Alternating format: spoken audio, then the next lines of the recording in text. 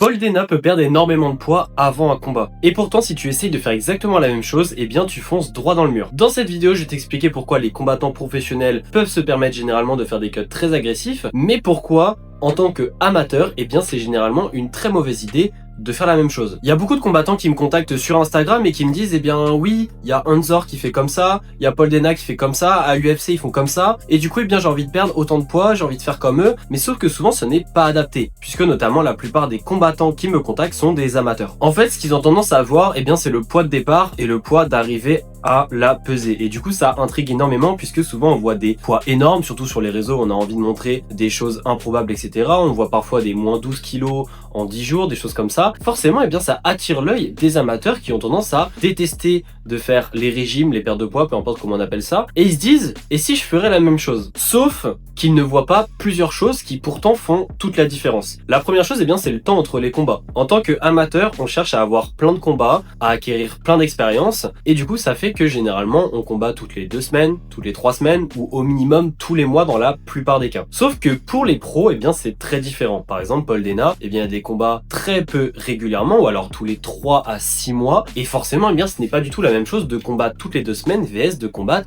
tous les 5 mois. Ça n'a rien à voir. La deuxième chose, c'est le temps de récupération. En tant qu'amateur, alors ça dépend des amateurs, ça dépend si on est classe A, etc., ça dépend de la discipline, mais généralement, c'est souvent dépeser le jour J ou alors 12 heures de récupération, alors que pour les pros, eh bien, c'est au minimum 24 heures, voire carrément 36 heures. C'est le cas notamment de Paul Dena à l'Hexagone et tout, c'est plutôt des durées de 36 heures de récupération. Donc si on compare ton 4 heures de récupération avec 36 heures, forcément, tu n'as pas du tout la même durée, tu n'as pas du tout le même potentiel de récupération, ce qui veut dire que le cutting qui se fait avant ne peut pas du tout être le même, sinon tu vas être crevé. Et puis évidemment, la troisième chose qui compte quand même, c'est l'expérience, c'est-à-dire que quand t'es pro, ça veut dire que t'as déjà fait plein de combats, t'as forcément testé des choses en cutting, etc. Alors, je tiens à le rassurer, petit aparté, que beaucoup de pros ont tendance à faire les choses très mal en cutting aussi, et que c'est pas forcément des bonnes stratégies, mais en tout cas, ça fait que t'as quand même acquéri une certaine expérience avec les cuttings, que ce soit bien ou mal, et du coup tu les encaisses un petit peu mieux, donc ça c'est quand même quelque chose à prendre en compte. La question qu'il faut se poser, c'est pas de est-ce que c'est possible de faire telle chose, c'est est-ce que c'est pertinent pour ta situation, par rapport à toi où est-ce que t'en es, ta fréquence de combat, ton temps de récupération après les pesées, et surtout aussi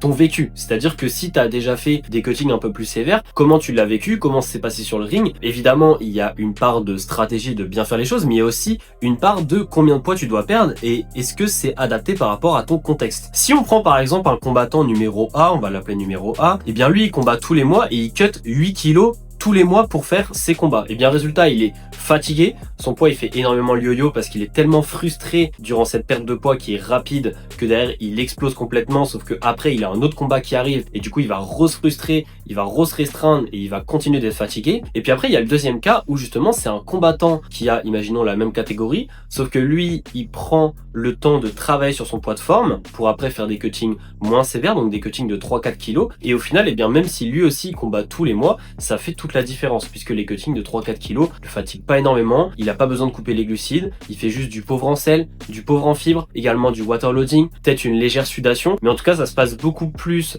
fluidement, on pourrait dire, que le combattant numéro A. À garder en tête, eh bien, c'est que si tu te retrouves un petit peu dans la situation similaire au combattant A, eh bien, il y a 2 choses à faire. Soit la première chose, c'est de travailler sur ton poids de forme, c'est-à-dire qu'il faut que tu diminues ta masse grasse, tu prennes le temps de le faire. Là, ça tombe bien, on est en hors saison, en tout cas où sort cette vidéo, eh bien, c'est le moment parfait pour le faire. Si t'as pas de combat dans le prochain mois, dans les 2 prochains mois, c'est le moment idéal pour faire une perte de gras comme il faut. Donc soit tu fais ça, mais par contre si t'es extrêmement sec déjà et que t'as très peu de masse grasse et que tu fais des énormes cuttings alors que t'es encore amateur, je pense qu'il faut peut-être reconsidérer la catégorie, accepter le fait que tu vas peut-être monter d'une catégorie, sauf que du coup tes combats vont être mieux parce que tu auras plus d'énergie. Certes, le mec en face, il est plus lourd, il y a peut-être plus de concurrence, mais au final, eh bien, t'es en meilleure énergie et tu peux vraiment montrer tes preuves et pas que les juges te voient tout le temps sur le ring tout fatigué. Et puis après, une fois que tu passes en pro, oui, tu pourras redescendre de catégorie parce que là, tu auras une fréquence qui sera moins élevée au niveau de tes combats, tu auras plus de temps de récupération. Bref, il faut vraiment que tu vois à long terme et que tu dises que amateur, c'est fait pour faire tes preuves et c'est pas fait pour faire les cuttings les plus impressionnants au monde. Pour conclure, la meilleure catégorie, eh bien, c'est pas celle